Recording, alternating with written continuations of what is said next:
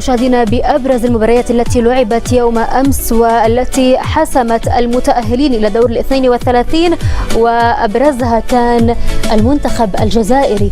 فعلا اتضحت الأمور وكانت الختام بالجولة الثالثة من دور المجموعات. انحسمت الأمور ومن يحسمها هو الأسطورة ليونيل ميسي. على الجزائر دائما مع النمسا هناك دراما، هناك قصص، هناك دائما حوار ما بعد هذه المواجهة. ربما هي كانت المباراة الأكثر إثارة في هذه البطولة، حتى إنفانتينو على حسابه قال هذا هو معنى كرة القدم والروعة التي حدثت فيها. مبروك.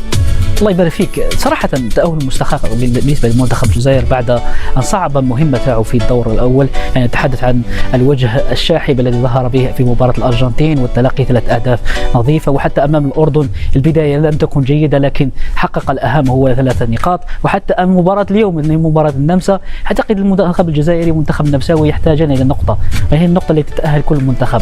لذا من الضروري جدا أن أي منتخب يريد أن يخرج بتلك النقطة التي تؤهله. منتخب الجزائر هذه النقطة اللي تخليه يلعب أمام منافس مثل منتخب سويسرا وليس منتخب إسبانيا. صراحة كيدان لما نتحدث عن مباراة المنتخب الجزائري يجب أن نذكر لاعب هو جوهرة الكرة الجزائرية، هو رياض محرز. هذا اللاعب يعتبره جوهرة من ذهب. رياض محرز في أوقات صعبة دائما المنتخب الجزائري يجده، يعني في كأس إفريقيا 2019 عندما احتاجه المنتخب الجزائري في مباراة نيجيريا ظهر وسجل كذلك الهدف الرائع أمام نيجيريا. وحتى مع الأهلي السعودي عندما احتاجه الفريق السعودي في دوري أبطال آسيا للحفاظ على اللقب ظهر محرز مهما تقدم في العمر يبقى من اللاعبين الكبار الذين يزاحمون اللاعبين كبار آخرين مثل ميسي وحتى رونالدو. في وقت من الأوقات محرز خطف الأضواء من هذين اللاعبين لما توج بلقب دوري إنجليزي مع فريق لايستر سيتي. لا ننسى أيضا فارس شيبي الذي قدم يعني بطولة استثنائية لحد الآن. فارس شيبي كان الكثير يتحدث عن ضرورة عدم تواجده في القائمة، وكان الكثير ينتقده في تواجده أساسيا، لكن فارس شيبي أنا الآن أعتبره واحد من أفضل اللاعبين في البطولة، وحتى مع المنتخب الجزائري هو الأفضل بمستويات رائعة، تسديدات كان حاضرا بشكل كبير. لذا أنا أحب دائما اللاعب الذي يتعرض للانتقادات لكن يرد على هذه الانتقادات من خلال هذه المستويات. لا ننسى أيضا بن سبعيني والكثير من اللاعبين. وحيد، فرحة عربية كبيرة بتأهل المنتخب الجزائري. مبروك للجزائر، مبروك للعرب هذا الإنجاز. الجزائر نجحت في العودة إلى الأدوار الإقصائية للمرة الأولى منذ مونديال 2014، أي بعد غياب عن مونديالين. إلى أي مدى يعكس ذلك تطور المنتخب الجزائري، وما السيناريو الأقرب لمباراة الجزائر أمام سويسرا؟ هل هذا المنتخب قادر على مجاراة سويسرا؟ دعني أقول حتى الآن بما شاهدناه من أداء للمنتخب الجزائري. بالفعل شوف هناك انتقادات للمدرب فلاديمير بيتكوفيتش في الدور الأول، لكن نحن نتحدث الآن على أدوار أولى. دائما المدرب يحاول تصحيح الأخطاء. أنا دائما أقول البطولة عندما تبدأ من مرحلة المجموعات هي مرحلة تصحيح الأخطاء، لكن الآن في الدور الأدوار الإقصائية يجب أن تصحح تلك الأخطاء حتى لا ترتكب أخطاء تكلفك غاليا الخروج من الدور الأول.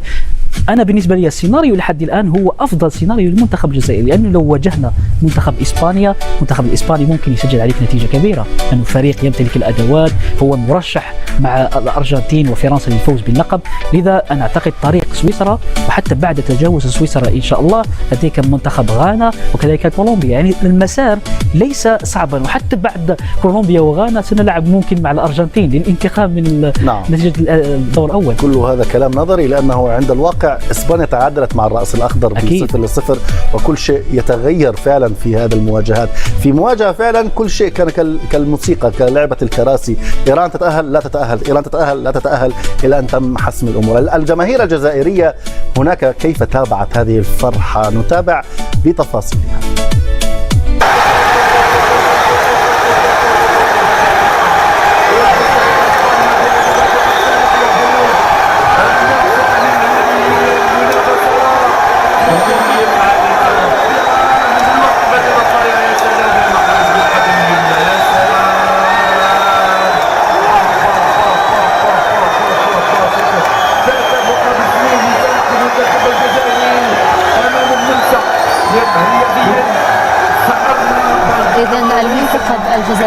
يتأهل إلى دور 32 بعد التعادل المثير ب3 أهداف لمثلها أمام المنتخب النمساوي. الجزائر سبق وأن حققت ذلك في كأس العالم مشاهدينا 2014 عندما تأهلت إلى دور 16 للمرة الأولى في تاريخها، وهي الآن في دور 32 للمرة الثانية. فرحة جماهيرية كبيرة، أجواء رائعة، الجماهير الجزائرية متحمسة لما سيقدم هذا المنتخب في المباراة المقبلة أمام سويسرا. كيف ترى هذه الأجواء الرائعة؟ أكيد تمنيت تكون بالجزائر. على فكرة نفس الفرحة كانت معايا في المباراة، لأنه فرحة الفوز تسجيل الهدف الثالث من محرز، يعني ذكرت تلك الفضيحة اللي صارت في 1982 وفضيحة خيخون، قلت خلاص انتقمنا من المنتخب النمساوي. فجأة المنتخب النمساوي سجل هدف التعادل وكنت سعيد جدا، لأنه في الأخير فرحة الفوز والانتقام لما حدث في 89 وكذلك في نفس الوقت فرحة أنك تعادلت ولن تواجه المنتخب الإسباني. المنتخب الإسباني حتى وإن تعادل مع جزر راس الأخضر أو كاب فيردي يبقى منتخب قوي، لأن المباريات الدور الأول مثل ما قلت يا كيدان هي مباريات تحصيل حاصل تحتاج إلى نقاط، هذا هو الأهم فعلا. وأنه بآخر مرة وقعتما في مجموعة تغير شيء من القوانين، ربما يتغير الآن القوانين، لأنه أول مرة تشاهد جماهير تفرح بأن يحرز عليها هدف، وهذا كان ما حدث في أمس. رأي الجماهير هناك الجزائرية بعد هذا التأهل الرائع والمباراة التاريخية أمام النمسا. بالنسبة للجزائريين تعادل مرضي، يعني من تعادل بطعم الفوز، يعني راح نتجنب إسبانيا، راح نلعب مع سويسرا، وإن شاء الله ممكن نتأهل ونتقدم في أدوار كثيرة إن شاء الله. تعادل يرضينا أكثر من الفوز. احنا كنا جايين على جال الفوز، ونتيجة التعادل أيضا مش مخيبة الحمد لله. مرينا للدور القادم، يعني إسبانيا أو سويسرا أو بلجيكا احنا ما تفرق معنا.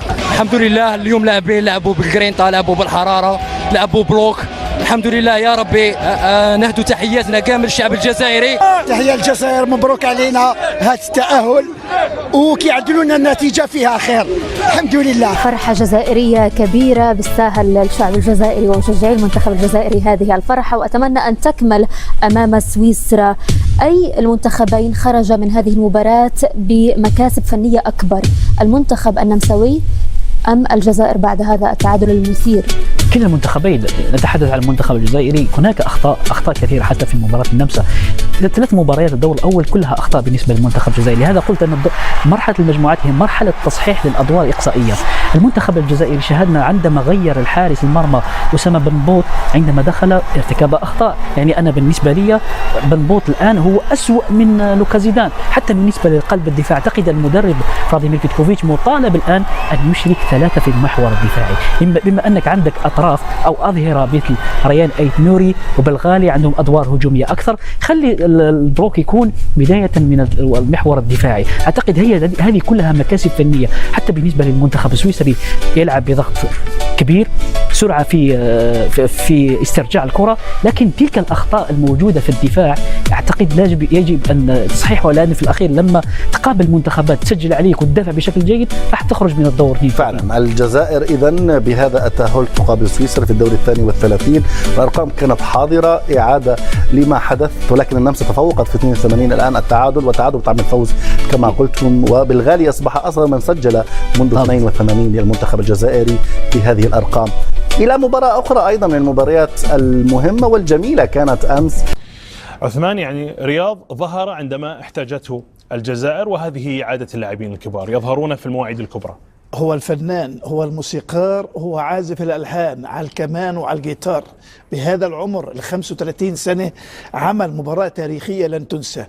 تقييمه كان 9.1، لعب 90 دقيقة، سجل هدفين، 47 تمريرة من أصل 51 تمريرة، 5 بالثلث الأخير من ملعب النمسا، 2 من 73 لمسة. تخيل هذا الرقم بهذا العمر. 4 لمسات داخل منطقة الجزاء من أصل 21 لمسة للجزائر داخل منطقة جزاء النمسا.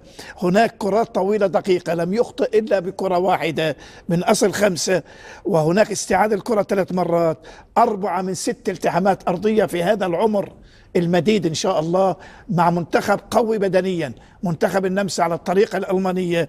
هناك واحدة من 2 في الألعاب الهوائية. كلاعب أساسي يا هاشم لعب ثلاث مباريات، 2 أساسي، 192 دقيقة، سجل هدفين، تمريرة حاسمة واحدة، 5 تسديدات، سجل هدفين، بالقدم اليسرى 4، بالقدم اليمنى 1، داخل الجزاء 3، خارج الجزاء مرتين.